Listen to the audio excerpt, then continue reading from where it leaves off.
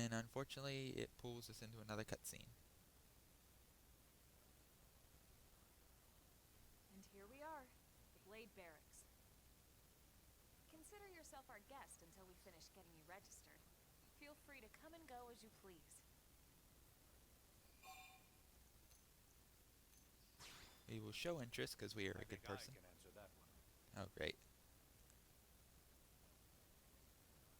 So, you must be the latest rescue. Secretary Nagi! Miss Ku. Chipper as always, I say. What can I say? Pep is my middle name. Unfortunately. I ran into Doug Barrett on the way here, and he didn't seem quite so upbeat. Anything about today's flight I should know? No. Nothing to worry about. Good. Be sure it stays that way. More importantly, Elma. You found another one. Excellent work out there. Just doing my job, Mr. Secretary. Now, as for officially registering our new citizen here. Why don't we talk inside? There's a lot of ground to cover, and it could take some time. Ah, yes, of course. Forgive me. You must be weary from the stasis and your journey back to us. Please, after you. I'll put on some tea.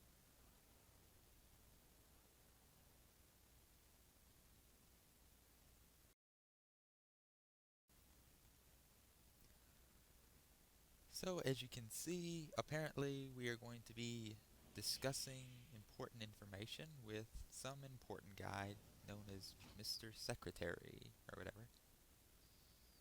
And this is the inside of barracks, where this is technically your home in this game, so not much to it, but still.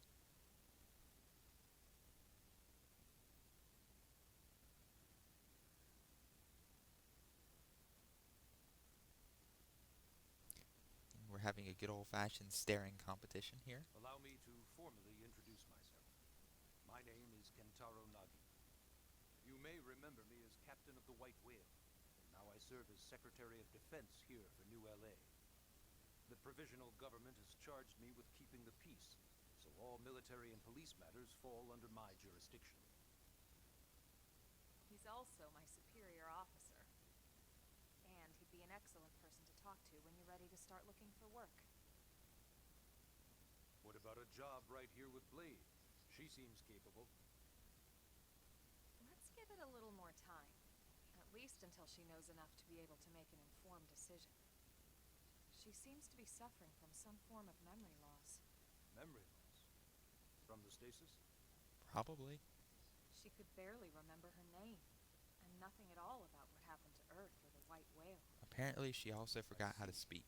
Though, come to think of it, the entire lot of us have only been on this planet for what, 2 months? It shouldn't take very long to get caught up. My thoughts exactly. Well then, where should we begin?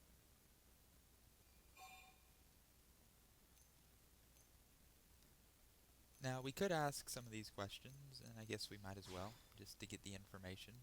It started at the end, 2 years ago. The end of Earth. The casualty of a battle between two hyper-advanced alien civilizations. Their technology and weapons were beyond our comprehension. We were like infants, naked, powerless. The Earth was reduced to ash and blown away.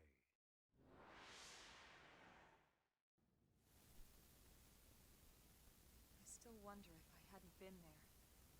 Maybe all of this could have somehow been avoided. Interesting. No one can know that, Elma. What we do know is without you, there'd have been no Project Exodus, and no escape for any of us. Did it go perfectly? No. But we are here, and we are alive. We survived. Well, that seems to hint that Elma's So yes, fairly important. Project Exodus. Once we learned the Earth might be threatened, we needed a plan to preserve all her various life forms. That plan was the Earth Life Colonization Project, otherwise known as Project Exodus.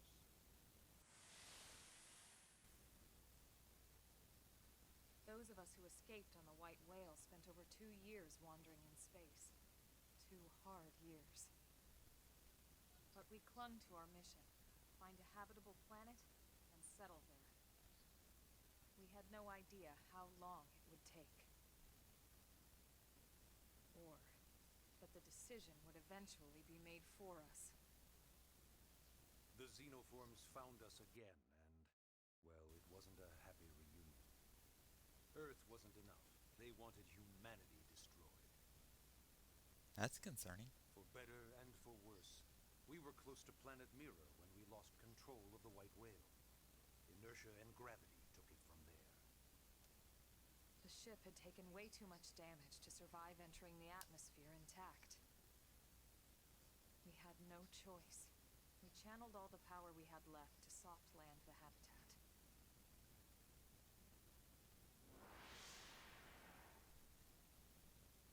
Once the dust cleared, we set to work transforming it into its current state. Searching for survivors, establishing Blade, installing the provisional government. Basically, making it a sustainable city.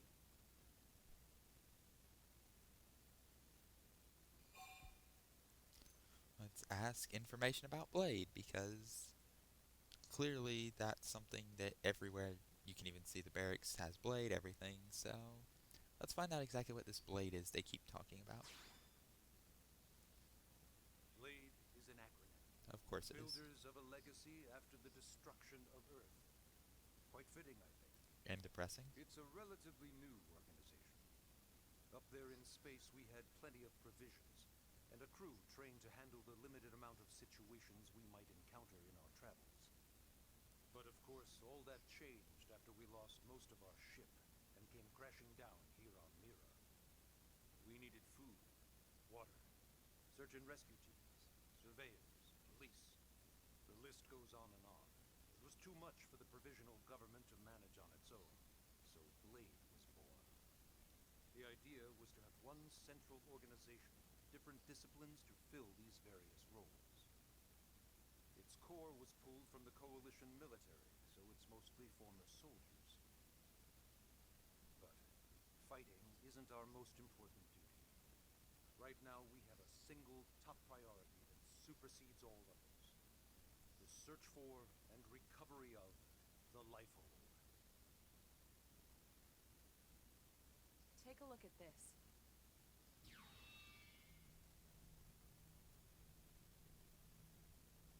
Impressive. The White Whale was designed to carry an exceedingly large number of passengers, all of them held in stasis. All housed in a structure called the Lifehold. This is a complete schematic of that facility. Only essential personnel were conscious and active for the journey from Earth. Flight crew, maintenance engineers. And of course, some military so we could defend ourselves if necessary. But the vast majority were in the Lifehold. Are in the Lifehold. With any luck, they're all still there, in stasis, waiting to be rescued. But there's a problem. We now know the Lifehold broke apart along with the rest of the ship when we came down on Mira. That sounds bad. What we don't know is exactly where all the pieces landed. Not very comforting, I know. Blade's top priority now is locating the missing units.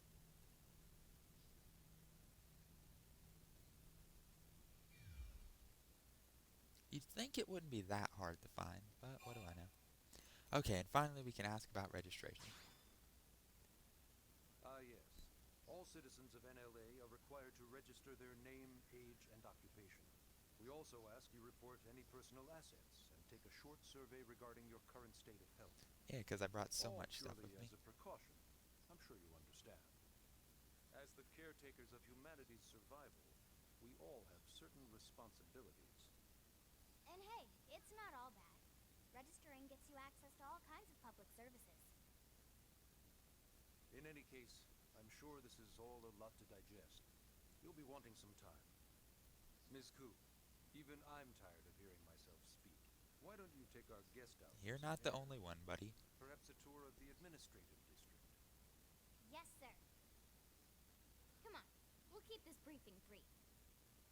That would be a first. and a story mission, which that's how everything is done in this game is with missions. But anyway, finally, since we have a 10-second window where everybody is finally shut up, we can end this episode here. Sorry it went a little long. I might split it into like a part 1 and 2 because it's gone on for like 41, 42 minutes already. But anyway, next episode we will leave the Blade Barracks and begin to explore in more detail the admin district, and then perhaps see what is the deal with joining this Blade organization.